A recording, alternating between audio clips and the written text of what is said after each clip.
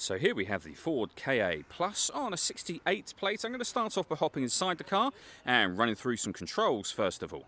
Okay, now that we're inside the car, we're going to start with the dials. Starting over on the right hand side, we have the fuel gauge, we have the speedometer in the middle, and the rev counter over on the left hand side. In the center you can see the total miles for this car. They are 26,139.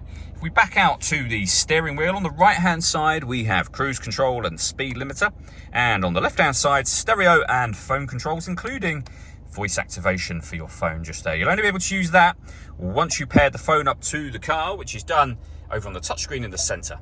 Hit pair phone. Search for your vehicle on your device and select it once it is found. And then follow the instructions on screen from there. We can go back to the home screen from here. This is where you turn your audio on, and then you can adjust your volume just here. Once it's turned on, you'll be able to access the different ways in which you can listen to music in this car. And they are AM, FM and DAB radio, Bluetooth audio so you can stream your music wirelessly.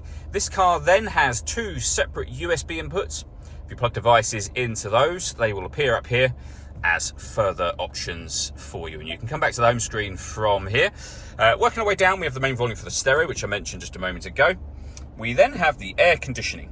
You can adjust the fan speed, temperature and direction the air is being distributed in. The air conditioning's on at the minute, so that turns it off. Back on again.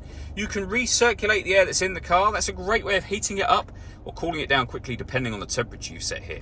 We have a heated rear screen, heated front screen, heated driver seat with two heat settings, and the same for the passenger as well. Below that, 12-volt charging socket and two USB inputs that I mentioned a moment ago, and then a 5-speed manual gearbox. All that leaves me to say is thank you for taking the time to watch this video. If you'd like to come and see this ULEZ compliant car for yourself and have a test drive, please feel free to call either of our MJA sites. We'd love to hear from you soon.